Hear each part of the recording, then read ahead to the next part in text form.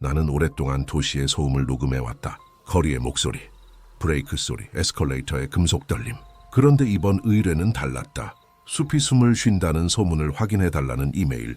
첨부된 3분 12초의 파일은 무음처럼 보였지만 귀에 쏙 들고 싶다면 좋아요 눌러주고 구독해주세요. 당신의 좋아요 하나 우리에게 큰 힘이 됩니다. If you enjoy these real stories, leave a like and subscribe. Your support keeps these stories alive. 볼륨을 올리면 흙이 갈비뼈처럼 벌어졌다 닫히는 소리가 들렸다. 들숨, 날숨. 어느 순간 내 어깨가 그 리듬에 맞춰 움직였다. 그 숲은 강원도의 폐광 마을 근처에 있었다. 광산이 닫히고 사람은 떠났고 도로는 계절마다 조금씩 지워졌다. 내비게이션은 길을 잃었다. 차창으로 스며드는 서늘한 냄새가 목 안쪽을 만졌다. 젖은 나무 껍질, 쇳맛, 오래된 풀의 단내. 보이지 않는 무언가가 숨결을 내 얼굴에 맞추는 기분 덧. 마을 입구에는 바렌버스 정류장 표지판만 남아있었다. 반투명한 벽 뒤로 실종 전단이 붙어 있었다. 낯선 남자의 얼굴, 가려진 이름. 아래쪽에는 송을씨로 적힌 문장 하나. 들어갈 때 숨, 나올 때 이름. 사진을 찍어 저장하는 순간 화면에서 글자들이 아주 잠깐 뒤집혀 보였다가 제자리로 돌아왔다. 초점이 흔들렸다. 오늘 밤 묵을 하숙집은 마을 가장자리의 낡은 2층 목조였다. 대문 위 목재 표지판에는 해암장이라는 글자가 칼로 판 듯 새겨져 있었다. 배를 누르자 안에서 느린 발소리가 다가왔다. 문이 열리자 공기는 겨울 창고 같았다. 말린 약자의 냄새, 눅진한 이불의 온기. 주인 아주머니가 내 양말을 힐끗 보더니 마당 끝 나무를 가리켰다. 밤에는 숲으로 가지 마요. 길이 옛날이랑 달라요. 숨 쉬는 소리 들리나요? 아주머니는 대답 대신 내 얼굴이 아니라 귀를 보았다. 기록하려 왔다면 첫 밤엔 아무것도 듣지 마요. 방음이 얇아요. 방음이 얇으면 더 잘 들릴 텐데 듣지 말라니. 나는 2층 끝방으로 올라갔다. 복도는 길었고 내 걸음이 멈출 때마다 바닥이 아주 가볍게 꿀렁거렸다. 손잡이를 잡자 문 안쪽에서 방금 손을 뗀 기척이 스쳤다. 문은 잠겨 있지 않았다. 방 안에는 작은 테이블, 창 하나, 싱크대, 회색 이불뿐. 벽에 못자국들은 일정한 간격으로 박혀 있었고 사이사이 갈색 가루가 말라붙어 있었다. 누군가 뭔가를 찢어떼어낸 자국. 창을 열자 어둠이 스며들었다. 숲은 등 뒤에 붙어 있었다. 잎은 거의 움직이지 않았지만 가지의 그림자는 호흡처럼 부풀었다 줄었다. 나는 소형 레코더 2대와 마이크를 설치했다. 한 대는 창가, 한 대는 문 쪽 바닥. 빨간 불이 켜지자 죄책감 같은 감정이 올라왔다. 허락 없이 집에 숨을 빼앗는 기분. 샤워를 포기하고 손만 씻었다. 하수구에서 흙 냄새가 올라왔다. 조명을 끄고 누우니 방바닥과 창틀이 아주 약하게 들숨과 날숨을 나누는 게 느껴졌다. 이메일의 마지막 경고가 떠올랐다. 들숨이 당신 이름을 불러도 대답하지 마십시오. 잠들기 직전 복도에서 발소리가 났다. 멈추었다가 다시 한 발. 내 문 앞에서 공기가 움푹 들어가 문 아래 틈으로 빈 공간이 스며들었다. 1시 18분 화면 속 녹음 파형이 천천히 위아래로 움직였다. 집이 자고 있었고 그 위로 나치근 음절 하나가 얹혔다. 준커. 나는 앉았지만 몸을 움직이지 못했다.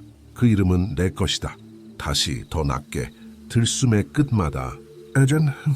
어둠은 그 음절이 지나갈 때마다 무늬를 바꿨다. 책상 위 노트의 페이지가 스스로 넘어갔다. 바람 아닌 움직임.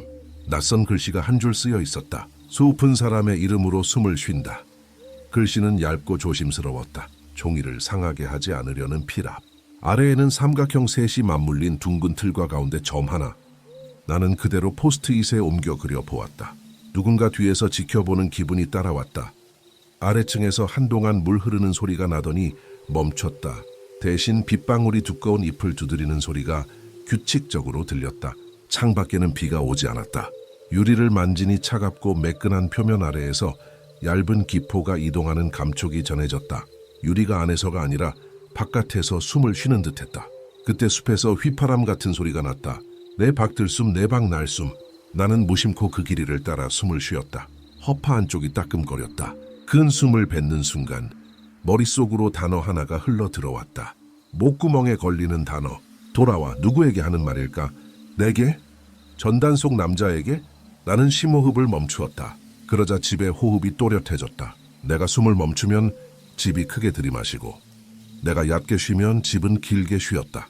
그 리듬 사이로 아주 오래된 들숨 하나가 끼어들었다. 달하게 넣어둔 고무장화 냄새처럼 축축하고 오래된 숨. 숲의 박동. 나는 커튼을 젖혔다. 숲은 아무것도 하지 않고 있었다. 그게 문제였다. 멈춤이 정지가 아니라 포획처럼 보였다. 누군가 모든 움직임을 한순간 주머니에 넣어둔 듯 그 안에 분자들이 미동 없이 호흡했다. 이해할 수 없는 추위가 등을 탔다. 혀끝에 젖은 금속 맛이 번졌다. 복도에서 아주 작은 긁는 소리가 났다. 발톱이 나무를 살살 긁는 소리. 문 아래 틈을 들여다보자 반대편 어둠 속에서 같은 동작이 나를 바라보고 있었다. 하얀 숨이 문틈으로 나와 내 볼을 스쳤다. 그 숨은 내 이름을 부르지 않고 길이만 맞추었다. 손잡이를 아주 천천히 돌리자 이미 바깥에서 같은 방향으로 돌려지고 있었다. 여기! 속삭임은 귀 안쪽으로 바로 들어왔다. 마지막 자음이 닫히지 않는 혀끝이 없는 말. 손바닥에 송진 같은 냄새가 묻었다. 그때 문틈 아래로 작은 종이 조각이 밀려 들어왔다. 노란 포스트잇. 그 위에는 삼각형 셋과 둥근 틀. 가운데 점. 한쪽에는 지워진 이름의 흔적이 희미하게 남아 있었다. 마지막 글자만 또렷했다. 준바 레코더의 빨간 불이 흔들렸다. 배터리는 충분했지만 신호는 들쭉날쭉했다. 창문 바깥에서 하얀 성김이 안으로 밀려왔다. 안개가 유리에 얼굴을 붙이고 천천히 김을 내뿜는 것처럼 바깥에서 안으로 서리는 김. 그 위에 손가락으로 그린 숫자 하나가 나타났다. 팔스야 지워지고 다시 1. 마치 안과 밖을 확인하듯 새는 호흡나는 실험을 했다. 다른 이름을 마음속으로 불러보았다. 전단의 남자에게 임시로 붙인 이름 민호. 아무 반응도 없었다. 다시 내 이름 준. 바닥이 호흡했고 벽지가 미세하게 부풀었다. 시간이 흘러도 시계는 1시 18분에서 움직이지 않았다. 숫자의 의미가 멈춘 것 같았다. 이불을 덮으면 가장자리가 갈비뼈 수를 헤아렸다. 12, 13, 12. 숫자가 틀렸다. 창에 비친 내 그림자는 숨을 쉬지 않았고 대신 창틀이 대신 숨을 쉬었다. 틀은 견디는 법을 알고 있었다. 아래층에서 전화벨이 울렸다. 2번 짧게 1번 길게. 주인 아주머니의 발소리는 나지 않았다. 벨은 어느새 내 방 안에서 울렸다. 나는 시트를 머리 위로 끌어올렸다. 천의 어두운 섬유 사이로 잡고 둔탁한 세계가 생겼다. 그 안에서 나는 내 이름을 입술만으로 만들었다. 소리는 내지 않았다. 그러자 벨은 멈췄고 숲이 크게 한번 들이마셨다. 그 들숨이 방 안전부를 비웠다. 소리는 남지 않았지만 아주 작게 긁히는 소리가 살아남았다. 노트. 핸드폰 불빛으로 노트를 비추니 새로운 문장이 추가되어 있었다. 잉크는 아직 반쯤 젖어 있었다. 들어갈 때 숨, 나올 때 이름. 나는 문장을 여러 번 읽었다. 그리고 뒤늦게 깨달았다. 마을 입구 전단지를 찍을 때 내 손가락에도 똑같은 잉크 냄새가 남아 있었다는 것. 무엇이 먼저였을까? 전단이 먼저였나? 내 노트가 먼저였나? 나는 대답을 모른 채 불을 끄고 누웠다. 호흡의 길이가 누군가에 의해 결정되지 않도록 애쓰며 아주 천천히 잠의 가장자리로 미끄러졌다.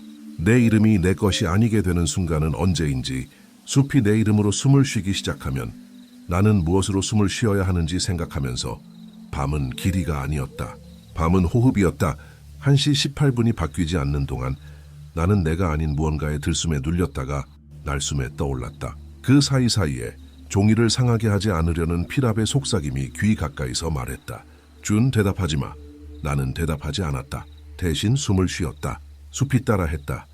잠이 오지 않자 나는 침대 밑 서랍을 당겨보았다. 서랍은 거의 비어 있었지만 구석에서 작은 계속 듣고 싶다면 좋아요 눌러주고 구독해주세요. 당신의 좋아요 하나 우리에게 큰 힘이 됩니다. If you enjoy these real stories, leave a like and subscribe. Your support keeps these stories alive. 카세트 테이프 하나가 나왔다. 투명 케이스 안쪽 라벨에는 볼펜으로 해암장 3일이라고 적혀 있었다. 날짜는 지워졌다. 나는 레코더에 연결할 수 있는 어댑터를 찾아 테이프를 재생했다. 바퀴가 돌아가는 미세한 마찰음 뒤로 오래된 방의 정적이 흘렀다. 그리고 숫자 해 하나, 둘, 셋. 목소리는 어른도 아이도 아니었다. 숨을 새는 사람이 있다면 숨을 맞추는 사람도 있었다. 배경에서 다른 호흡이 길게 이어졌다. 클래스우다세요스. 숫자가 늘어날수록 두 호흡의 길이는 한데 맞물려 더 느려졌다. 마치 서로가 서로의 폐를 빌려 쓰는 것처럼 열을 세자 갑자기 카세트 속 누군가가 아주 조용히 물었다. 이름은? 대답은 들리지 않았다. 대신 긴 장막 끝에 들리는 듯한 물 냄새가 방 안에 퍼졌다. 나는 재생을 멈추고 창을 열었다. 어둠은 그대로였고 휘파람은 더 멀어졌다. 귀에서는 여전히 작은 바퀴가 도는 소리가 남아있었다. 책상 서랍에는 낡은 봉투도 하나 있었다. 봉투 겉면에는 전하지 못한 약속이라는 글씨. 부풀어 오른 종이를 조심스레 뜯자 2장의 사진과 반쯤 찢긴 메모가 나왔다. 사진 한 장에는 지금의 내 방이 찍혀 있었고 창가에 놓인 레코더가 똑같이 빨간 불을 비추고 있었다.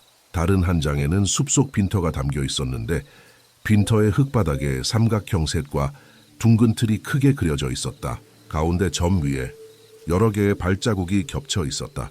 메모에는 흐릿하게 이렇게 적혀 있었다. 이름을 2번 잃으면 숨은 되돌아간다. 나는 그 말의 뜻을 알 수 없었지만 사진 속 빈터가 어디인지 짐작할 수 있을 것 같았다. 숲 가장자리, 나무들 사이사이로 전멸하듯 비치는 돌담. 내 방창에서도 같은 돌담의 어깨가 조금 보였다. 핸드폰 플래시를 켤까 고민했지만 불빛을 들이대면 어둠이 단단해지는 순간이 있다는 걸 나는 알고 있었다. 대신 귀를 기울였다. 멀리서 누군가가 이름을 연습하듯 반복하고 있었다. 아주 느리게 소리를 내지 않고 혀만 움직이며 내 혀도 그 리듬을 따라 조금씩 움직였다. 의식하지 않았는데도 나는 문 앞에 포스트잇을 다시 붙였다. 도형의 가운데 점 위에 볼펜으로 아주 작은 점을 하나 더 찍었다. 둘 가운데에 점이 2개가 되자 방 안의 호흡이 잠시 흔들렸다. 마치 내가 알지 못하는 장단을 깨뜨린 것처럼 그 순간 복도 끝에서 아주 짧은 기침 소리가 났다. 주인 아주머니일까? 문을 열어 물어볼까 하다가 관뒀다. 물으면 답을 듣게 될까 봐서가 아니라 질문이 내 이름을 끌어낼까 봐 두려웠다. 다시 누워 눈을 감았다. 테이프 바퀴가 아직도 어딘가에서 도는 듯한 감각이 귓속을 때렸다. 바퀴가 완전히 멈추기 전에 잠은 간헐적으로 찾아왔다 떠났다. 꿈인지 아닌지 모를 장면에서 나는 숲 가장자리 돌담에 손을 얹고 있었다. 돌은 따뜻했고 표면에 아주 얇은 숨이 맺혀 있었다. 손을 떼자 손바닥에 원형의 김이 남았다. 그 안쪽에서 누군가의 발음되지 않은 이름이 빛처럼 번졌다. 잠에서 깨어나자 손바닥은 차가웠다. 그러나 김의 자리는 정말로 희미하게 남아 있었다. 나는 마지막으로 레코더의 시간을 확인했다. 파형은 1시 18분을 넘어가지 않았지만 녹음 시간은 분명히 늘어나 있었다. 파일명 옆에는 숫자 1일이 붙었다. 내가 만들지 않은 버전 번호. 나는 그 숫자가 창문에 남은 일이 반복과 같은 것임을 알았다. 안과 밖이 서로의 버전을 세고 있었다. 어느 쪽이 먼저 끝날까? 어느 쪽이 먼저 이름을 뱉을까? 나는 숨을 천천히 들이쉬었다. 내 들숨의 길이는 내가 정했다. 적어도 그렇게 믿었다. 아침이라고 불러야 할 시간이 왔다. 하지만 빛은 빛의 일을 하지 않았다. 커튼을 젖히자 숲은 여전히 밤의 호흡으로 천천히 들고 났다. 산사의 울음이 어딘가에서 끊기다 이어졌고 그 사이를 메우는 건 집의 얕은 기침 소리였다. 나는 녹음을 멈추지 않은 채 세수를 했다. 수도꼭지를 틀자 물이 나오기 전 아주 짧은 시간 동안 파이프 안에서 누군가의 숨이 길게 붙잡혔다가 놓였다. 쇠의 식은 냄새, 오래된 칠이 벗겨지는 냄새가 손바닥을 잠깐 덮었다. 계단을 내려가자 주인 아주머니는 부엌에서 검은 콩을 골랐다. 텔레비전은 꺼져 있었고 라디오는 주파수를 맞추지 못한 채 멀리서 흙을 긁어 모으는 소리를 흘렸다. 밤에 뭐 들었어요? 아주머니는 내 얼굴을 보지 않고 물었다. 숲이 숨 쉬는 소리 같았습니다. 그리고 제 이름을 부르는 말이 입 밖으로 나오자마자 방금 뱉은 공기가 바로 내 귀로 돌아오는 기분이 들었다. 아주머니는 잠깐 손을 멈추고 내 귀를 또 한 번 힐끗 보았다. 그래서 대답했어요? 아니요. 잘했어요. 아주머니는 고개를 숙인 채 콩을 다시 골랐다. 여긴 예전부터 숨으로 약속을 하던 데예요. 숨은 빌려줄 수 있고 돌려줄 수도 있는데 이름은 한 번 넘어가면 돌아오기가 어려워요. 누가 가져가요? 아주머니는 대답 대신 숟가락으로 식탁 윗살 한 톨을 툭 튕겼다. 쌀이 바닥에 떨어지며 아주 작은 소리를 냈다. 숲은 빌려줘요. 대신 맞춰야 해요. 들어갈 때 맞춰야 하고 나올 때는 이름. 내가 말끝을 잇자 아주머니가 처음으로 나를 보았다. 표정이라고 부르기 어려운 얼굴, 오래된 나무 판자처럼 결이 얇아진 얼굴. 그 전단지 봤죠? 아주머니가 말했다. 돌아오지 못한 사람은 늘 이름을 빌려줬어요. 자기 이름이 쉬운 사람들, 불려도 대답하는 사람들, 나는 커피 대신 보리차를 마셨다. 보리차에서 볕에 말린 지폐 냄새가 났고 머그컵의 도톰한 입술이 이 사이를 가볍게 눌렀다. 그 작은 압박감이 편안했다. 아주머니는 설거지를 하며 창밖을 보지 않으려고 애쓰는 사람처럼 창틀 아래쪽만 계속 닦았다. 빈터가 있죠. 내가 꺼냈다. 돌담 지나 숲 한가운데. 빈터는 항상 가운데에 있어요. 아주머니가 대답했다. 오래전부터. 가운데에 점이 있죠. 점이 늘어나면 약속이 흐트러지고 그러면 누가 숨을 먼저 내놓아야 하는지 모르게 돼요. 나는 말없이 고개를 끄덕였다. 가운데 점. 내가 어젯밤 포스트잇 위에 하나를 더 얹었던 것을 떠올렸다. 내 작은 반항 같은 점 하나가 정말로 무언가를 흐트러뜨렸을까? 아주머니가 말끝을 흐리며 덧붙였다. 오늘은 마을 회관 문이 열릴 거예요. 기록 보관함이 있어요. 옛날 지도, 기도문, 복구 계획 같은 게 들어있죠. 빈터로 가기 전에 그걸 봐요. 마을 회관은 버스 정류장 맞은편, 유리문에 테이프 흔적이 남은 낮은 건물이었다. 안으로 들어서자 먼지 냄새보다 먼저 종이의 눅눅함이 코를 찔렀다. 습기 먹은 연대기. 나는 장갑을 끼고 서랍들을 하나씩 열었다. 지질도 광산 배치도 대피로 안내문 그리고 오래된 회의록 뭉치 사이에서 손바닥만 한 공책을 찾았다. 표지에는 볼펜으로 해암장 숙박부라고 적혀 있고 아래쪽에 작은 삼각형 셋과 둥근 틀, 가운데 점이 찍혀 있었다. 익숙한 도형. 페이지를 넘기면 머무른 사람들의 이름과 날짜, 방번호, 도착 시간, 출발 시간 같은 것들이 적혀 있었다. 그런데 이상한 건 어떤 이름은 출발 시간이 비어 있었다.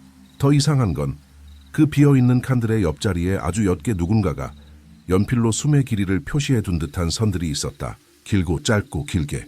악보의 막대기처럼 중간쯤에서 내 이름이 나타났다. 준이라는 세 글자가 제대로 쓰여 있었다. 어제 날짜 2층 끝방, 출발 시간은 비어 있고 옆에는 긴 선이 하나 그리고 짧은 선이 그 옆에 미세하게 포개어져 있었다. 누가 썼을까? 나는 공책을 들고 유리문 쪽으로 걸어가 빛에 비추어 보았다. 잉크 아래에 지워진 흔적이 숨어 있었다. 원래 다른 이름이 있었고 그 위에 내 이름이 덧씌워진 것처럼 지워진 이름의 마지막 획이 둥근 틀의 가장자리로 이어져 있었다. 서랍 맨 아래 잠금이 걸린 칸이 하나 남아 있었다. 열쇠는 없었지만 잠금 장치는 낡아 금속 혀가 반쯤 빠져 있었다. 얇은 자를 틈에 넣어 살짝 밀자 툭 소리와 함께 열렸다. 안에는 테이프 여러 개와 봉투 몇 장. 테이프 라벨에는 해암장 23 빈터 저녁, 회의, 이름 관리 같은 글씨가 적혀 있었다. 회의, 이름 관리라는 단어를 보는 순간 등허리에 아주 오래된 얼음이 붙었다. 이름을 관리한다니. 이름이 이곳에서 재활용되고 배치되고 비워지고 채워지는 것이라면 나는 무엇을 빌리고 무엇을 내놓고 있는 걸까? 나는 빈터 저녁을 먼저 재생했다. 테이프 속 바람은 저녁의 온도를 정확히 기억하고 있었다. 숲의 잎사귀들이 서로를 만지지 않으려고 애쓰는 소리, 그리고 중년 남자의 목소리. 들어갈 때 네 숨을 길게 빌려준다. 나올 때 이름을 돌려받는다. 못 받으면 숨으로 살아라. 다른 목소리가 묻는다. 젊은 남자. 그럼 그동안 이름은 누가 쓰죠? 대답은 없었다. 대신 비닐 끄는 소리, 발꿈치로 흙을 문지르는 소리, 누군가의 한숨, 테이프 끝에서 먼지가 바늘을 긁으며 칙 하고 길게 소리를 끌었다. 나는 정지 버튼을 누르지 못한 채 그 길게 끄는 소리를 한동안 들었다. 멈추지 못하는 것들이 남기는 소리. 회관 벽에는 1980년대의 마을 사진이 붙어 있었다. 축제, 학교 운동회, 광산 앞 집회, 어떤 사진에는 숲속 빈터가 찍혀 있었다. 가운데 도형은 보이지 않았지만 사람들의 발이 모두 같은 리듬으로 땅을 밟고 있었다. 박자, 호흡의 길이. 그때 라디오가 갑자기 선명해졌다. 누군가의 목소리가 잡힌 듯했다. 오늘 실종자 수색은 곧바로 다시 흙 긁는 소리만 남았다. 전기가 아니라 이름이 끊긴 느낌. 스위치가 아니라 혀 끝에서 멈춘 모음답가 밖으로 나오자 햇빛이 도로의 균열을 따라 얇게 흘렀다. 버스 정류장 뒤 실종 전단은 밤새 가장자리가 더 말려 올라갔고 사진 속 남자의 얼굴은 조금 더 밝아진 듯 보였다. 내가 가까이 다가가자 사진 속 눈동자가 아주 미세하게 왼쪽으로 움직였다. 착시라고, 종이의 주름 때문이라고 스스로에게 말하는 동안에도 나는 내 이름을 마음속으로 여러 번 지웠다가 다시 썼다. 지우고 쓰고 지우고.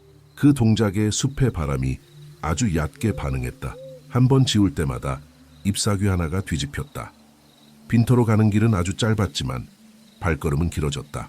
돌담 위로 작은 이끼들이 누워있고 그 사이사이로 개미들이 입에 자잘한 부스러기를 물고 끊임없이 이동했다. 그 작은 잎들이 옮기는 건 빵가루일까? 이름의 파편일까?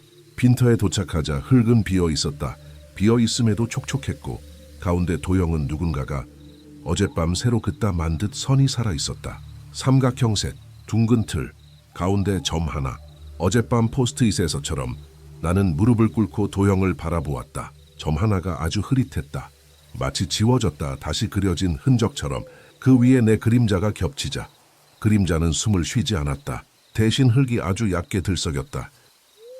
나는 마이크를 빈터 가장자리에 세웠다. 바람막이를 씌우고 레코더를 켠 뒤 조용히 숨을 고르며 앉았다. 맞추지 말 것. 머릿속에서 경고가 희미하게 빛났다. 그러나 숲의 리듬은 친절했다. 8박 들숨, 8박 날숨. 그 친절은 설득에 가까웠다. 친절은 늘 위험했다. 나는 귀를 열대 폐를 닫았다. 그러자 빈터의 가장자리에서 아주 작은 발소리가 들렸다. 맨발. 흙에만 나는 둔탁한 마찰음. 나는 뒤돌아보지 않았다.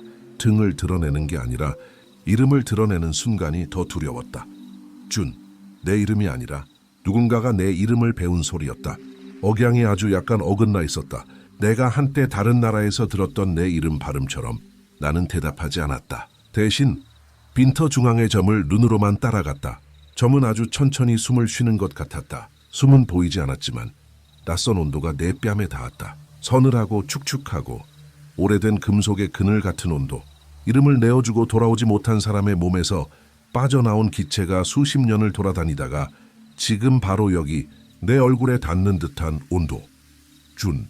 왜? 이번엔 억양이 정확했다. 내가 나를 부르는 억양 그대로. 나는 이를 악물었다. 혀가 입천장에 닿았다 떨어지며 작은 클릭 소리를 냈다. 그 소리에 숲이 반응했다. 잎사귀 몇 장이 동시에 뒤집히고 멀리서 까마귀가 한번 울었다. 그 울음이 지워지는 속도로 빈터의 흙이 아주 조금 가라앉았다. 마치 누군가가 내 숨을 대신 눌러주는 것처럼 레코더의 파형이 살짝 튀었다가 길게 평평해졌다. 나는 서서히 일어나 도형의 둥근 틀, 가장자리를 손가락으로 따라갔다. 흙이 손톱 밑으로 들어오고 선은 생각보다 얕았다. 누군가 매일같이 새로 긋는 선. 그때 손끝이 딱딱한 것에 닿았다. 얇은 금속. 나는 흙을 조금 더 파헤쳐 얇은 원형 철판을 드러냈다. 철판 가장자리에 아주 작은 글씨가 새겨져 있었다. 해암장, 숨의 기록 파옥환. 그리고 날짜들이 둥글게 반복되어 있었다. 숫자 몇 개는 긁혀 지워졌고 내가 온 날의 숫자는 아직 비어 있었다. 철판 중앙 아주 작은 구멍에서는 차가운 공기가 올라왔다. 땅이 숨을 내쉬는 구멍. 그 구멍으로 내 이름이 들어가면 나는 어떤 소리가 될까? 뒤에서 낙엽이 찢기는 소리가 났다. 나는 천천히 돌아섰다. 아무도 없었다. 대신 내 발자국이 하나 더 있었다. 내가 서 있지 않은 자리. 그러나 분명 내 신발 바닥의 무늬. 어젯밤 사진 속 빈터의 발자국과 같은 겹침. 누군가가 내 앞에서 먼저 걸었고 나는 그 발을 맞춰 걸은 셈이었다. 시간을 되돌려 걷는 느낌. 헛헛한 웃음이 나왔다. 웃음은 목구멍에서 멈췄다. 공기가 말라 있었다. 그 말라 있음이 오히려 촉촉한 냄새를 키웠다. 오래된 옥수수 창고의 냄새, 습한 옷장, 비온 뒤 쇠문 손잡이 쪽 돌아오는 길. 돌담의 그림자가 도로까지 길게 누웠다. 그림자는 햇빛과 상관없이 길이를 바꾸며 들숨을 쉬었다. 나는 발걸음을 숫자로 세지 않으려 애썼다. 하나를 셈하면 둘을 셀 것 같았고 둘을 셈하면 이름을 셀 것 같았다. 그때 버스가 지나갔다. 승객은 없었고 기사만 있었다. 창문을 통해 그의 옆 얼굴이 잠깐 보였다. 입이 열렸다 닫히며 무언가를 반복하는 모습. 발음되지 않는 모음. 버스가 지나간 자리에서 바람이 한번 크게 흘렀다. 바람 속에 이름의 찌꺼기가 몇 달 섞여 있었다. 해암장으로 돌아오자 2층 복도의 다른 방문들 아래 틈이 아주 얕게 밝았다. 누군가가 문틈에서 안쪽으로 호흡을 불어넣는 듯한 빛. 내 방 앞에 서자 문 아래로 또 하나의 포스트잇이 나와 있었다. 주워보니 같은 도형과 함께 작은 글씨가 적혀 있었다. 이름을 2번 잃으면 숨은 되돌아간다. 하지만 누가 돌려받는지는 아무도 모른다. 글씨는 어젯밤 노트의 그것과 닮아 있었다. 조심스러운 피랍, 종이를 상하게 하지 않으려는 손. 나는 포스트잇을 손바닥에 붙여둔 채 문을 열었다. 방 안 공기는 비늘처럼 층층이 겹쳐 있었다. 이불 위에 툴툴 털어놓은 먼지처럼 앉아있는 호흡들. 레코더의 파일 목록이 늘어나 있었다. Room and Arrow 11, Room and Arrow 12. 녹음 시간은 실제 시간과 맞지 않았다. 1시 18분이 아닌 파일들이 있었다. 오전 10시 03분, 11시 47분. 내가 회관에 있던 시간. 빈 방에 남은 호흡이 내 이름을 불렀을까? 아니면 이름 없는 것이 내 호흡을 빌렸을까? 샤워를 하려다 멈췄다. 하수구 덮개. 구멍 사이로 차가운 김이 올라왔다. 김 속에 글자가 맺혔다 사라졌다. 니오. 김이 식으면 글자는 모두 사라지고 남는 건 물때에 둔탁한 원형뿐. 나는 샤워기를 틀지 않고 손을 그 원형 위에 얹었다. 잠깐, 아주 잠깐 손바닥에 익숙한 펄스가 맞닿았다. 내 심장과 어긋나는 또 하나의 심장. 그 심장은 내 이름을 필요로 하지 않았다. 대신 길이만 맞추었다. 나와 상관없이. 그러나 나를 통해 나는 카세트 테이프 회의. 이름 관리를 재생했다. 여러 명의 숨이 겹쳐 들렸다. 누군가가 말한다. 아이가 먼저 배웠습니다. 이름 부르는 법을. 다른 목소리가 묻는다. 누구의 이름입니까? 답은 느렸다. 와 있던 사람의. 누군가 웃는다. 그럼 손님들이 줄지 않겠네. 잠깐의 침묵, 종이 넘기는 소리. 그리고 아주 작게, 마치 회의록에 쓰인 문장을 그대로 읽는 목소리. 이름은 돌아오지 않을 수 있다. 그때는 숨으로 살면 된다. 숨은 나눌 수 있으니까. 마지막에 누군가가 고쳐 쓴다. 하지만 누군가는 이름이 2개가 된다. 테이프가 멈췄다. 방 안 정적이 바로 이어받았다. 나는 노트를 펼쳐 빈 페이지에 오늘의 일을 적었다. 회관의 숙박부, 철판, 빈터의 구멍, 버스, 포스트잇. 쓰다가 손이 멈췄다. 내 글씨가 내가 알던 내 글씨가 아니었다. 회 끝에 습관이 바뀌어 있었다. 어젯밤의 조심스러운 피랍이 내 손에 올마붙은 듯했다. 낯선 내 글씨. 내 글씨가 아니지만 분명 내 손에서 나온 글씨. 잠깐 동안 나는 내가 이미 이름을 한 번 잃었는지 계산하고 있는 자신을 보았다. 어젯밤 그리고 오늘 낮 2점, 가운데에 찍힌 점 2개. 포스트잇. 나는 포스트잇을 들어 창유리에 붙였다. 유리 안쪽에서 내 방이 흐릿하게 따라 붙었고 바깥 숲은 그 위에 얇게 겹쳤다. 안과 밖, 방과 숲, 숨과 이름, 점과 점. 겹침 덧 저녁 무렵. 아주머니는 방문을 두드리고 작은 보자기를 내게 건넸다. 안에는 말린 약초와 낡은 병 하나. 라벨이 반쯤 벗겨진 병에는 숨막이라는 글자가 겨우 읽혔다. 오늘 밤은 길어요. 아주머니가 말했다. 핀터를 건드렸으니까. 철판을. 미안합니다. 아주머니는 고개를 저었다. 이미 드러나 있었을 거예요. 오늘이든 내일이든 중요한 건 맞추지 않는 거예요. 부르면 대답하지 말고 재촉하면 더 늦게. 이름을 빼앗기려 들면 숨을 먼저 내어주고 숨은 돌려받을 수 있어요. 이름은 가끔 남아요. 남는 자리가 문제죠. 아주머니는 내 어깨를 잠깐 만졌다. 손이 차가웠다. 잠그지 마요. 문을. 잠그면 안에서 먼저 부르게 돼요. 밤이 왔지만 어제와 달랐다. 시계는 1시 18분이 아니라 12시 41분에서 멈췄다. 다른 시간, 다른 길이. 빈터의 철판 구멍에서 올라온 공기가 아직 방 안 어딘가에 숨어 있는지 내 숨이 자꾸 길이를 잃었다. 나는 병 뚜껑을 열고 냄새를 맡았다. 쓴 약냄새, 칩, 조금의 송진. 혀 끝에 한 방울 떨어뜨리자 입안의 촉감이 둔해졌다. 말이 둔해지면 이름도 둔해질까? 그렇게 되길 희망했다. 복도에서 발소리가 났다. 어젯밤과 비슷한 위치, 비슷한 속도.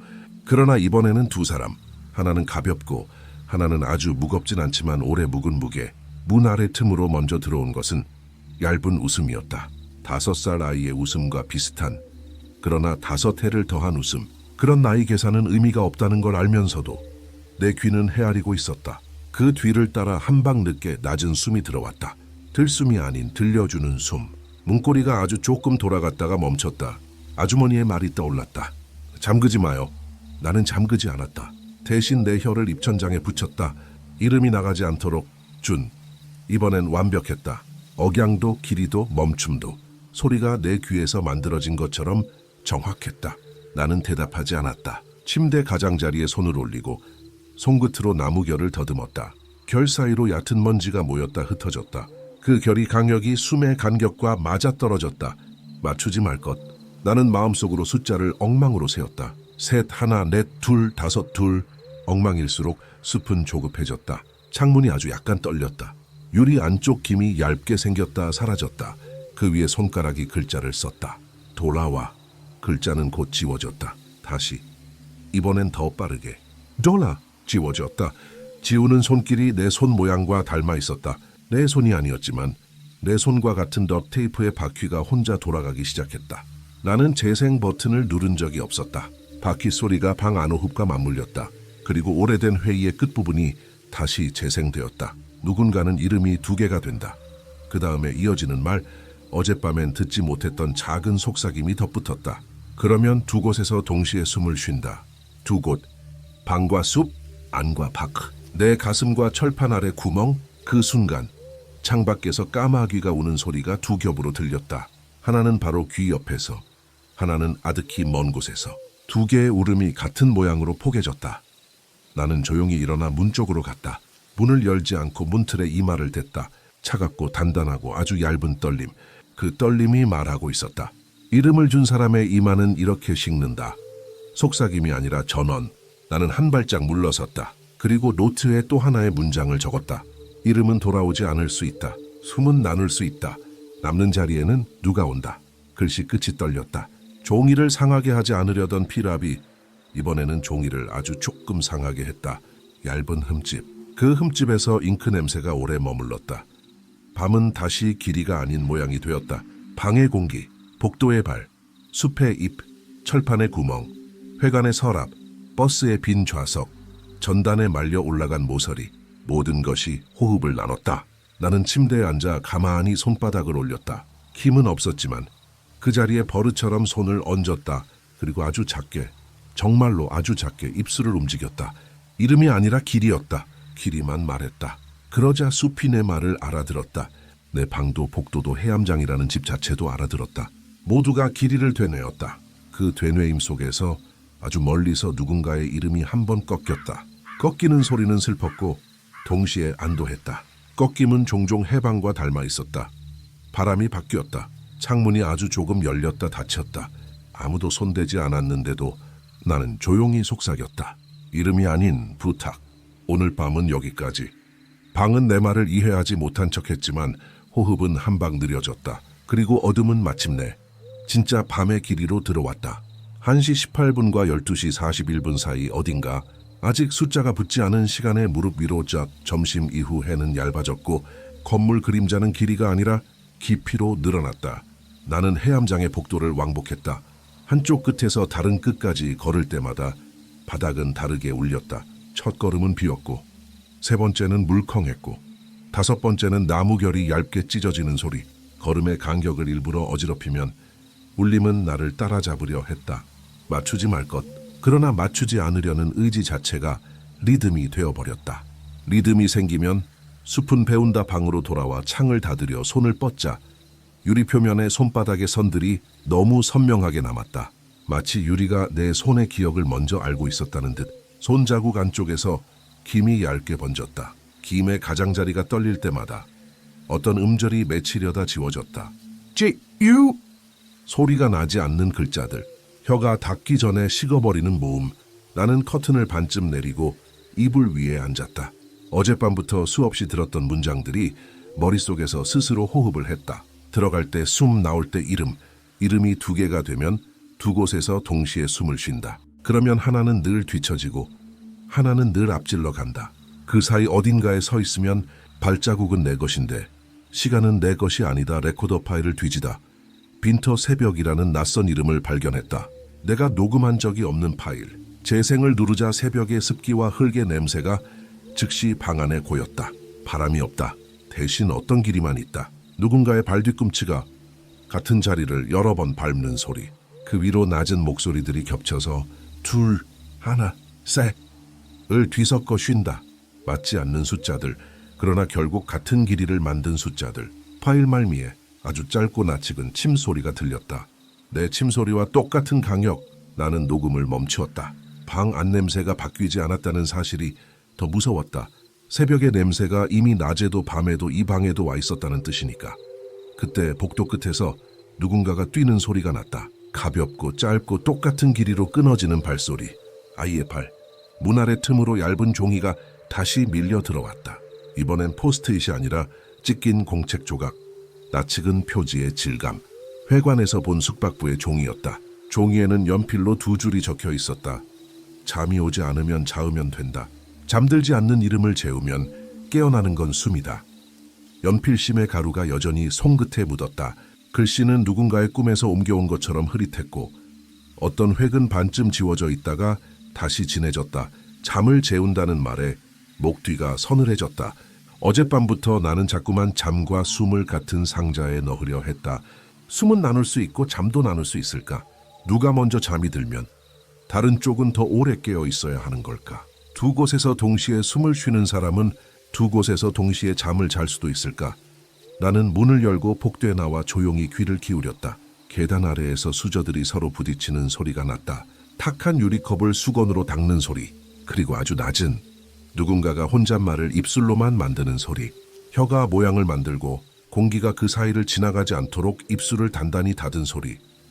말은 나오지 않았지만 말이 지나간 자국이 공기에 남았다. 그 자국들이 내 귀에 스치며 촉감으로 바뀌었다. 나는 갑자기 내 이름의 촉감을 떠올렸다. 혀끝이 이마에 닿는 꿈, 이름이 피부의 방향을 바꾸는 꿈. 아주머니를 찾아가려던 발걸음이 회관 쪽으로 틀어졌다. 밖의 공기는 낮인데도 새벽의 엷은 집 냄새를 갖고 있었다. 버스 정류장 옆 전단의 모서리 하나가 완전히 찢겨 바닥에 붙어 있었다. 찍어두려 폰을 꺼내다 화면 속에서 먼저 바람이 불었다. 정말로 화면 안에서만 잎사귀가 뒤집히고 내 앞의 숲은 움직이지 않았다. 화면을 내리니 바람은 멈추고 실제 숲이 쉬었다. 안과 밖이 서로 장난을 치는 느낌에 나는 갑자기 웃음이 나왔다. 웃음은 금방 목에서 멎었다. 웃을 힘은 남아 있었지만 웃음의 길이를 누가 정할지 모르기 때문이었다. 회관문은 오늘도 열려 있었다. 어제 열어젖힌 서랍을 닫아두지 않은 걸 떠올리며 천천히 안으로 들어섰다. 종이 냄새가 어제보다 진했다. 습도가 높아졌을까? 아니면 내가 종이에 더 가까워졌을까? 회의, 이름 관리 테이프를 다시 꺼내 들었다. 재생, 낮은 회의의 소음, 누군가가 의자를 끄는 소리, 누군가가 기침을 삼키는 소리, 그리고 새로운 구간. 두 곳에서 동시에 숨을 쉬는 사람은 어느 쪽에서 먼저 늙습니까? 늙는 건 길이의 문제죠. 길이를 누가 정하느냐의 문제. 누가 정합니까? 아이가. 짧은 침묵, 종이 넘기는 소리. 아이들이 먼저 배우는 건 이름이 아니라 길이니까. 아이. 복도에서 들리던 그 가벼운 발, 억양이 아주 조금 어긋난 이름 부름. 나는 테이프를 멈추고 회관 창밖을 보았다. 먼지 속에서 얇은 손 모양이 유리에 닿았다 사라졌다. 손자국이 남는 동안에만 바깥 풍경이 흔들렸다. 나는 문득 내 이름을 다른 혀로 발음해 보았다. 아주 천천히, 억양을 어긋나게, 길이를 이상하게. 그 낯선 내 이름은 금방 공기 속에서 길을 잃었다. 길을 잃었다는 건 누군가가 금방 발견할 수 있다는 뜻이기도 했다. 길을 잃은 것은 늘 누군가의 손에 잘 걸린다. 서랍 밑에서 작은 노끈 묶음을 발견했다. 노끈 안에는 종이 뭉치가 들어있었다. 문서의 앞뒤가 뒤섞여 있었고 어떤 페이지는 날짜가 거꾸로 찍혀 있었다. 제2도 빈테오 중강점 변동 기록, 숙박부 수정분 기도문 초안 길이 조정. 길이 조정이라는 말에 손끝이 서늘해졌다. 기도문은 길이를 조절하는 주문이었을까? 읽어 내려갔다. 잠들지 않는 이름에게 우리는 길이를 나눠주네. 들숨 둘, 날숨 하나, 혹은 들숨 하나, 날숨 셋.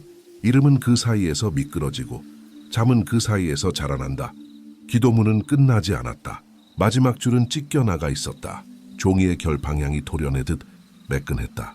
누군가 고의로 가져갔다는 뜻이었다. 나는 그 빈 곳을 엄지손톱으로 문지르며 사라진 문장을 상상해 보았다.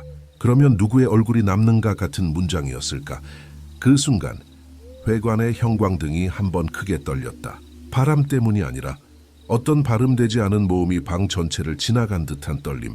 불빛이 진동하는 사이 내 그림자가 두 겹으로 생겼다가 다시 합쳐졌다. 두 개의 그림자 중 하나는 호흡을 했고 하나는 하지 않았다. 나는 호흡하는 그림자의 발을 포개 보았다. 바닥이 가볍게 물렁해졌다. 발 아래 종이가 얇게 젖었다. 밖으로 나오니 하늘이 일시에 낮아졌다. 구름이 내려온 것이 아니라 길이가 낮아졌다. 도로 위 공기가 무릎 높이로만 움직였다. 바람이 발목을 감싸고 무릎에서 끊겼다. 허벅지 위로는 정적이 단단히 누웠다. 나는 그 정적을 허리띠처럼 졸라매고 해암장으로 돌아왔다. 문턱을 넘을 때 발목의 바람이 장판 밑으로 숨어들었다. 집은 그 바람을 먹고 한 방 느려졌다. 2층 복도벽에 낡은 사진틀이 하나 걸려 있는 걸 그제야 보았다. 목조집이 새 집이던 시절의 사진. 젊은 아주머니가 현관 앞에 서 있고 그 옆에 작은 아이가 있었다. 아이는 웃지 않았지만 웃는 길이를 알고 있는 얼굴이었다. 사진 아래 작은 글씨 해엄장 앞 993 그리고 연필로 덧댄 듯한 작은 점 2개. 가운데 나는 사진의 유리를 손등으로 문질렀다. 유리 안쪽에서 김이 아주 얕게 생겼다가 지워졌다. 내 손이 아니라 안에 누군가가 바깥을 만진 듯한 감촉방에 들어오자 공기가 조금 달라져 있었다. 장판 밑으로 숨어든 바람이 내 침대 부근에서 원을 그리며 돌고 있었다. 레코더 파일 목록 옆에 처음 보는 폴더가 하나 생겼다. Return Name, 괄호가 비어 있었다. 폴더를 열자 파일들이 비어 있는 이름 대신 길이로만 되어 있었다. 84551313. 파일을 재생하면 숫자만큼의 들숨과 날숨이 이어지고 맨 끝에 아주 짧게 준이라는 이름이 걸렸다가 미끄러졌다. 이름이 끝나기 전에 파일이 꺼졌다. 누군가가 내 이름의 길이를 정확히 알고 있었다. 그 누군가는 아마도 내가 잠들 때 내 입술을 살핀 존재였다. 저녁이 깊어질수록 이불은 더 두꺼워졌고 방의 모퉁이들은 하나둘 방향을 잃었다. 서랍의 손잡이는 서랍 아닌 어둠을 열었고 커튼 사이로는 밤 대신 복도에 마른 숨이 들어왔다. 아주머니의 발소리가 위층에는 거의 닿지 않았다. 대신 아이의 가벼운 숨이 도착했다. 그는 방 앞에서 서성이지 않았다. 그냥 서 있었다. 서 있는 존재가 내 숨과 같은 길이를 가질 때 그건 대화였다. 손으로 안 쓰는 대화. 나는 손등으로 이불에 방울진 솜을 눌렀다. 솜은 천천히 원래 자리로 돌아왔다. 그 되돌아감이 내 이름만큼 느렸다. 나는 마이크를 빈터 가장자리에 세웠다. 바람막이를 씌우고 레코더를 켠 뒤 조용히 숨을 고르며 앉았다. 맞추지 말 것. 머릿속에서 경고가 희미하게 빛났다. 그러나 숲의 리듬은 친절했다. 8박 들숨, 8박 날숨. 그 친절은 설득에 가까웠다. 친절은 늘 위험했다. 나는 귀를 열되 폐를 닫았다. 그러자 빈터의 가장자리에서 아주 작은 발소리가 들렸다. 맨발. 흙에만 나는 둔탁한 마찰음. 나는 뒤돌아보지 않았다. 등을 드러내는 게 아니라 이름을 드러내는 순간이 더 두려웠다. 준. 내 이름이 아니라 누군가가 내 이름을 배운 소리였다. 억양이 아주 약간 어긋나 있었다. 내가 한때 다른 나라에서 들었던 내 이름 발음처럼. 나는 대답하지 않았다. 대신 빈터 중앙의 점을 눈으로만 따라갔다. 점은 아주 천천히 숨을 쉬는 것 같았다. 숨은 보이지 않았지만 낯선 온도가 내 뺨에 닿았다. 서늘하고 축축하고 오래된 금속의 그늘 같은 온도. 이름을 내어주고 돌아오지 못한 사람의 몸에서 빠져나온 기체가 수십 년을 돌아다니다가 지금 바로 여기 내 얼굴에 닿는 듯한 온도. 준. 왜? 이번엔 억양이 정확했다. 내가 나를 부르는 억양 그대로. 나는 이를 악물었다. 혀가 입천장에 닿았다 떨어지며 작은 클릭 소리를 냈다. 그 소리에 숲이 반응했다. 잎사귀 몇 장이 동시에 뒤집히고 멀리서 까마귀가 한 번 울었다. 그 울음이 지워지는 속도로 빈터의 흙이 아주 조금 가라앉았다. 마치 누군가가 내 숨을 대신 눌러주는 것처럼 레코더의 파형이 살짝 튀었다가 길게 평평해졌다. 나는 서서히 일어나 도형의 둥근 틀, 가장자리를 손가락으로 따라갔다. 흙이 손톱 밑으로 들어오고 선은 생각보다 얕았다. 누군가 매일같이 새로 긋는 선.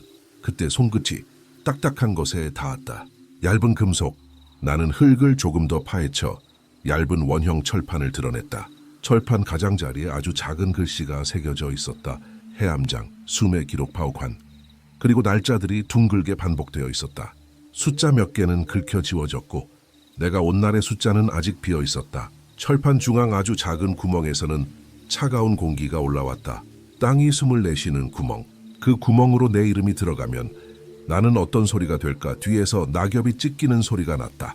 나는 천천히 돌아섰다. 아무도 없었다. 대신 내 발자국이 하나 더 있었다. 내가 서 있지 않은 자리.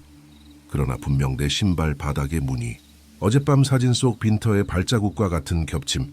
누군가가 내 앞에서 먼저 걸었고 나는 그 발을 맞춰 걸은 셈이었다. 시간을 되돌려 걷는 느낌. 헛헛한 웃음이 나왔다. 웃음은 목구멍에서 멈췄다. 공기가 말라 있었다. 그 말라 있음이 오히려 촉촉한 냄새를 키웠다. 오래된 옥수수 창고의 냄새, 습한 옷장, 비 온 뒤 쇠문 손잡이 쭉 돌아오는 길. 돌담의 그림자가 도로까지 길게 누웠다. 그림자는 햇빛과 상관없이 길이를 바꾸며 들숨을 쉬었다. 나는 발걸음을 숫자로 세지 않으려 애썼다. 하나를 셈하면 둘을 셀 것 같았고 둘을 셈하면 이름을 셀 것 같았다. 그때 버스가 지나갔다. 승객은 없었고 기사만 있었다. 창문을 통해 그의 옆 얼굴이 잠깐 보였다. 입이 열렸다 닫히며 무언가를 반복하는 모습. 발음되지 않는 모음.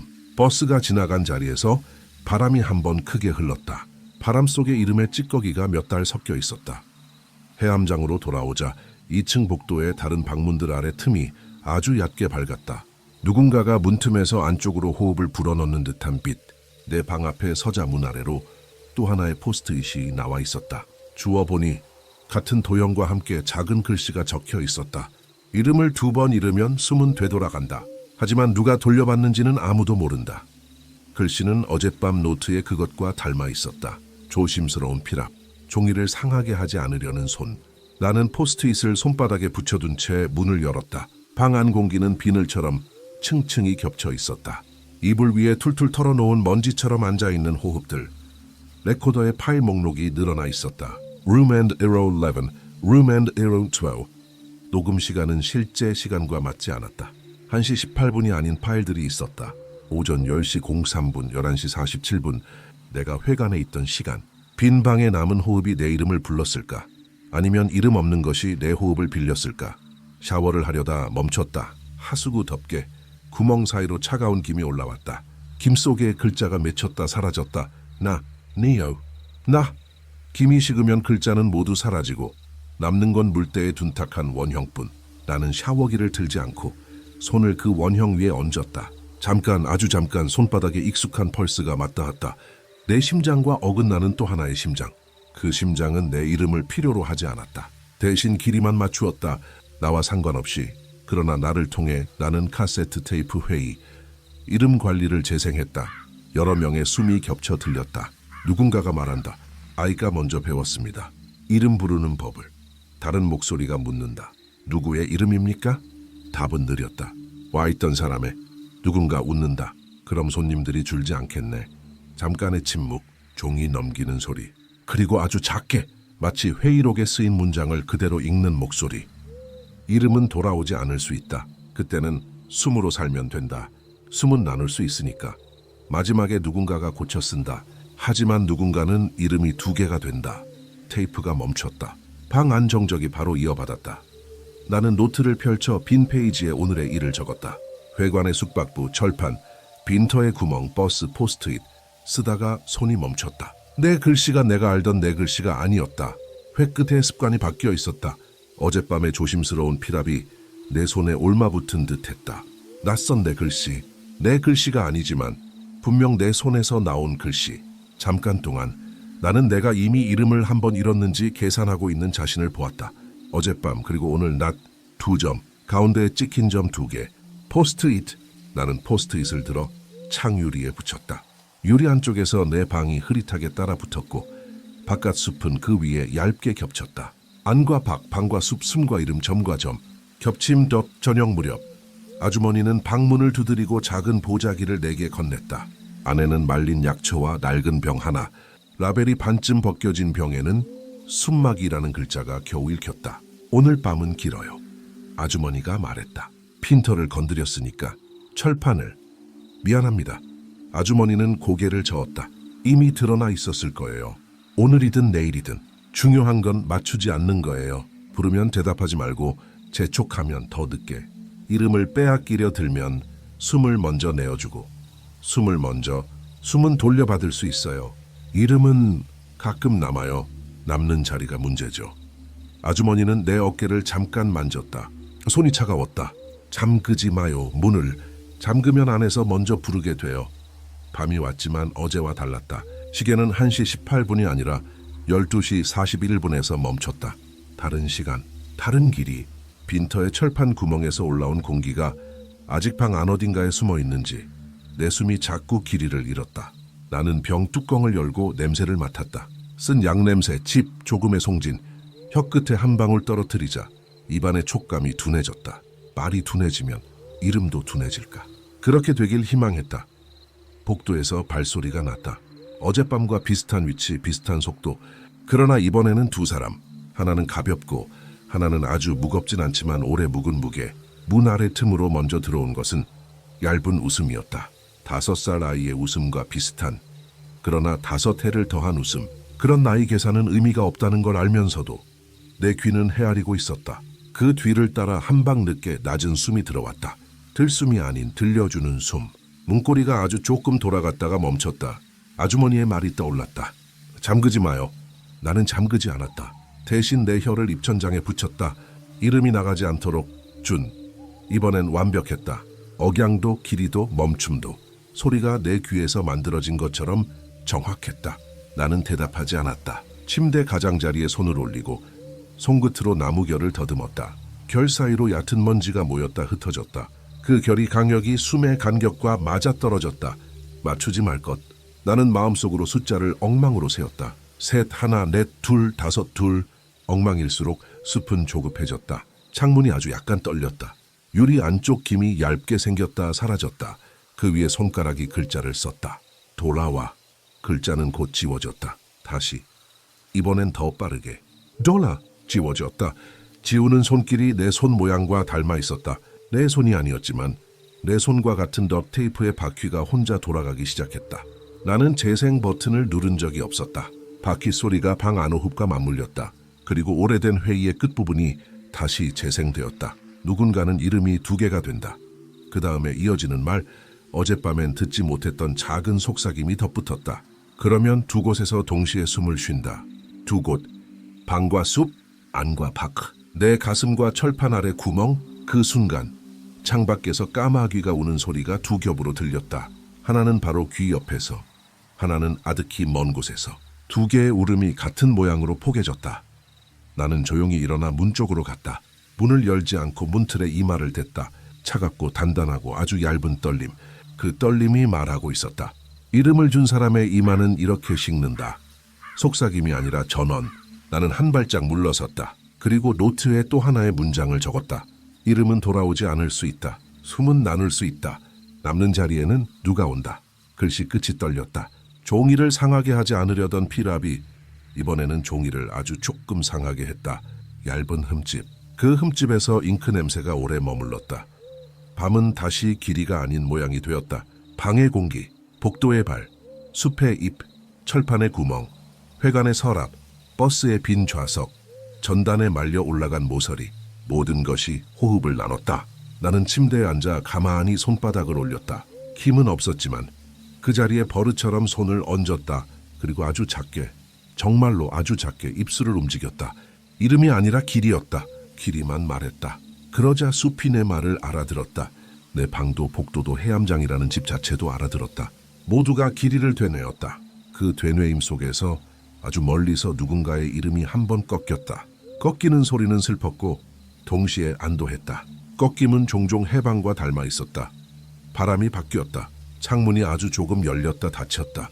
아무도 손대지 않았는데도 나는 조용히 속삭였다. 이름이 아닌 부탁. 오늘 밤은 여기까지.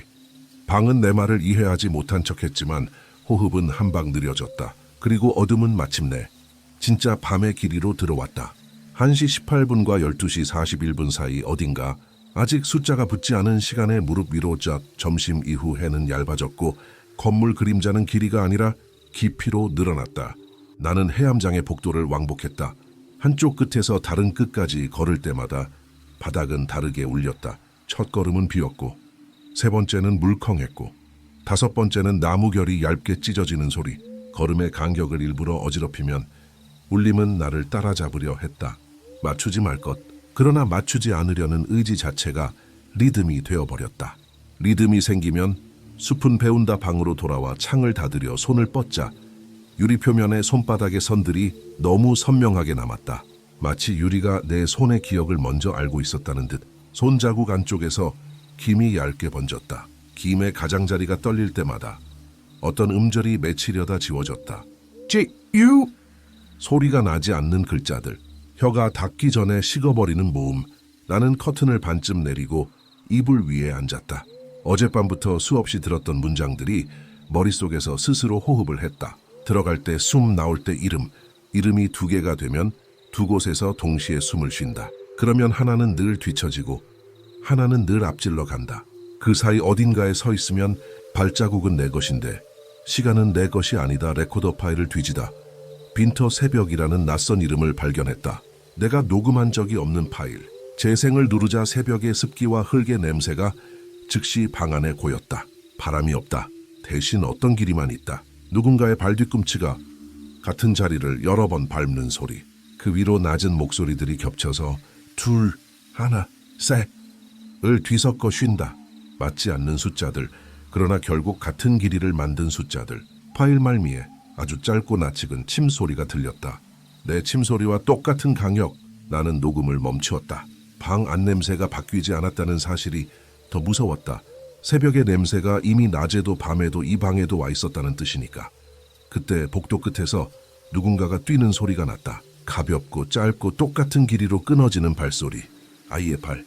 문 아래 틈으로 얇은 종이가 다시 밀려 들어왔다. 이번엔 포스트잇이 아니라 찢긴 공책 조각. 낯익은 표지의 질감. 회관에서 본 숙박부의 종이였다. 종이에는 연필로 두 줄이 적혀 있었다. 잠이 오지 않으면 자으면 된다. 잠들지 않는 이름을 재우면 깨어나는 건 숨이다. 연필심의 가루가 여전히 손끝에 묻었다. 글씨는 누군가의 꿈에서 옮겨온 것처럼 흐릿했고 어떤 획은 반쯤 지워져 있다가 다시 진해졌다. 잠을 재운다는 말에 목 뒤가 서늘해졌다. 어젯밤부터 나는 자꾸만 잠과 숨을 같은 상자에 넣으려 했다. 숨은 나눌 수 있고 잠도 나눌 수 있을까? 누가 먼저 잠이 들면 다른 쪽은 더 오래 깨어 있어야 하는 걸까? 두 곳에서 동시에 숨을 쉬는 사람은 두 곳에서 동시에 잠을 잘 수도 있을까? 나는 문을 열고 복도에 나와 조용히 귀를 기울였다. 계단 아래에서 수저들이 서로 부딪히는 소리가 났다. 탁한 유리컵을 수건으로 닦는 소리, 그리고 아주 낮은 누군가가 혼잣말을 입술로만 만드는 소리. 혀가 모양을 만들고 공기가 그 사이를 지나가지 않도록 입술을 단단히 닫은 소리. 말은 나오지 않았지만 말이 지나간 자국이 공기에 남았다. 그 자국들이 내 귀에 스치며 촉감으로 바뀌었다. 나는 갑자기 내 이름의 촉감을 떠올렸다. 혀끝이 이마에 닿는 꿈. 이름이 피부의 방향을 바꾸는 꿈. 아주머니를 찾아가려던 발걸음이 회관 쪽으로 틀어졌다. 밖의 공기는 낮인데도 새벽의 엷은 집 냄새를 갖고 있었다. 버스 정류장 옆 전단의 모서리 하나가 완전히 찢겨 바닥에 붙어 있었다.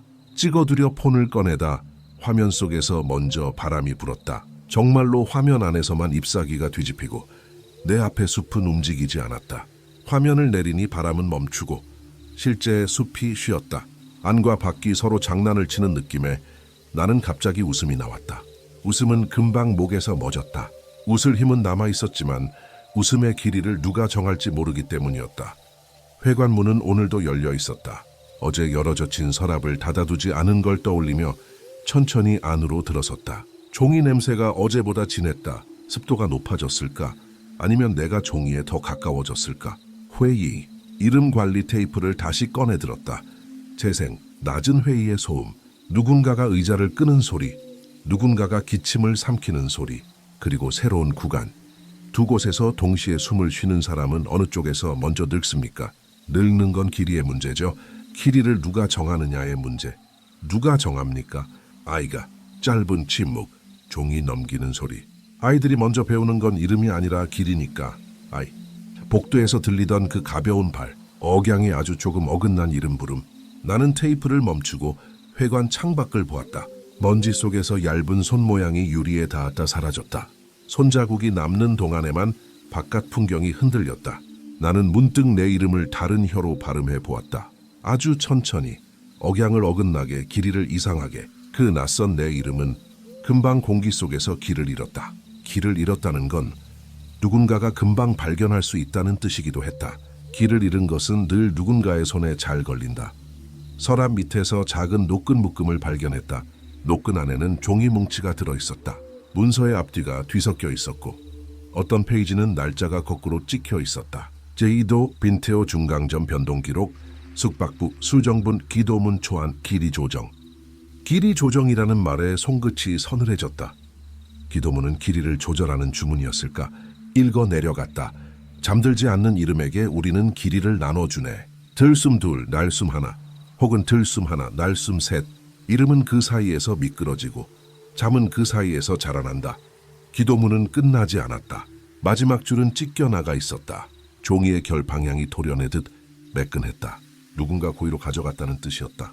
나는 그 빈 곳을 엄지손톱으로 문지르며 사라진 문장을 상상해 보았다. 그러면 누구의 얼굴이 남는가 같은 문장이었을까? 그 순간 회관의 형광등이 한번 크게 떨렸다. 바람 때문이 아니라 어떤 발음되지 않은 모음이 방 전체를 지나간 듯한 떨림. 불빛이 진동하는 사이 내 그림자가 두 겹으로 생겼다가 다시 합쳐졌다. 두 개의 그림자 중 하나는 호흡을 했고 하나는 하지 않았다. 나는 호흡하는 그림자의 발을 포개 보았다. 바닥이 가볍게 물렁해졌다. 발 아래 종이가 얇게 젖었다. 밖으로 나오니 하늘이 일시에 낮아졌다. 구름이 내려온 것이 아니라 길이가 낮아졌다. 도로 위 공기가 무릎 높이로만 움직였다. 바람이 발목을 감싸고 무릎에서 끊겼다. 허벅지 위로는 정적이 단단히 누웠다. 나는 그 정적을 허리띠처럼 졸라매고 해암장으로 돌아왔다. 문턱을 넘을 때 발목의 바람이 장판 밑으로 숨어들었다. 집은 그 바람을 먹고 한 방 느려졌다. 2층 복도벽에 낡은 사진틀이 하나 걸려 있는 걸 그제야 보았다. 목조집이 새 집이던 시절의 사진. 젊은 아주머니가 현관 앞에 서 있고 그 옆에 작은 아이가 있었다. 아이는 웃지 않았지만 웃는 길이를 알고 있는 얼굴이었다. 사진 아래 작은 글씨 해암장 앞 993 그리고 연필로 덧댄 듯한 작은 점 2개. 가운데 나는 사진의 유리를 손등으로 문질렀다. 유리 안쪽에서 김이 아주 얕게 생겼다가 지워졌다. 내 손이 아니라 안에 누군가가 바깥을 만진 듯한 감촉방에 들어오자 공기가 조금 달라져 있었다. 장판 밑으로 숨어든 바람이 내 침대 부근에서 원을 그리며 돌고 있었다. 레코더 파일 목록 옆에 처음 보는 폴더가 하나 생겼다. Return Name, 괄호가 비어 있었다. 폴더를 열자 파일들이 비어 있는 이름 대신 길이로만 되어 있었다. 84551313. 파일을 재생하면 숫자만큼의 들숨과 날숨이 이어지고 맨 끝에 아주 짧게 준이라는 이름이 걸렸다가 미끄러졌다. 이름이 끝나기 전에 파일이 꺼졌다. 누군가가 내 이름의 길이를 정확히 알고 있었다. 그 누군가는 아마도 내가 잠들 때 내 입술을 살핀 존재였다. 저녁이 깊어질수록 이불은 더 두꺼워졌고 방의 모퉁이들은 하나둘 방향을 잃었다. 서랍의 손잡이는 서랍 아닌 어둠을 열었고 커튼 사이로는 밤 대신 복도에 마른 숨이 들어왔다. 아주머니의 발소리가 위층에는 거의 닿지 않았다. 대신 아이의 가벼운 숨이 도착했다. 그는 방 앞에서 서성이지 않았다. 그냥 서 있었다. 서 있는 존재가 내 숨과 같은 길이를 가질 때 그건 대화였다. 손으로 안 쓰는 대화. 나는 손등으로 이불에 방울진 솜을 눌렀다. 솜은 천천히 원래 자리로 돌아왔다. 그 되돌아감이 내 이름만큼 느렸다. 잠에서 깨자 방은 조용했다. 괄호는 여전히 비어 있었다. 나는 노트 마지막 줄 아래 아주 작게 적었다. 나는 오늘 이름의 절반을 돌려주었다. 남은 절반이 나인지 남긴 절반이 나인지 내일 알 수 있을 것이다. 아니면 영영 모를 것이다. 글자를 덮는 음영이 유난히 얇았다. 얇음은 때로 견고함이었다. 가벼운 것이 오래 남는다. 나는 노트를 덮고 조명을 껐다. 어둠은 오늘따라 다정하지 않았다. 다정함이 설득인 것을 이미 알기 때문이었다. 밤의 끝, 시계는 1시 18분과 12시 41분 사이에서 잠깐 흔들리다 멈췄다. 숫자 대신 숨이, 길이 대신 이름이, 나 대신 남은 자리가 방을 채웠다. 그 방에서 나는 아주 작은 소리로 말했다. 이름이 아닌 길이도 아닌 그냥 하나의 말. 여기까지. 그리고 숲이 아주 멀리서 같은 길이로 대답했다. 소리 없이 끝에서 끝이 아닌 곳으로 넌축이. 숲의 귀다음 날 아침. 떠나기 전 마지막으로 레코더를 확인했다. 밤새 손대지 않았는데도 파일이 하나 더 생겨 있었다. Forest on Breath True Ending. 재생 버튼을 누르자 한동안 아무 소리도 나지 않았다. 무음이 아니라 길이를 기다리는 침묵. 서서히 아주 먼 데서 파도처럼 미세한 숨이 밀려왔다. 들숨 둘, 날숨 하나. 그 사이에 반쯤 잠든 아이의 코맹맹이 숨소리가 겹쳤다. 그리고 아주 낮게, 진짜로 낮게 내 목소리와 닮은 무언가가 속삭였다. 여기까지. 나는 재생을 멈추지 않았다. 파일 끝부분에서 기계음이 아닌 사람의 손소리가 들렸다. 버튼을 누르는 살의 습도, 케이스가 닫히는 금속성. 누가 녹음을 끝냈는지 나는 모른다. 다만 내가 아니거나 혹은 내가 두 곳에서 동시에 있었거나 나는 파일을 외장 저장 장치에 복사하여 봉투에 넣었다. 봉투 겉면에는 균일한 필압으로 한 줄을 적었다. 숨 쉬는 숲, 진실 기록. 버스에 올랐을 때 기사에게 인사를 하지 않았다. 인사를 하면 이름이 따라온다. 대신 창밖 숲을 향해 아주 짧게 숨을 내보냈다. 버스 유리창 안쪽에 얇은 괄호가 생겼다가 사라졌다.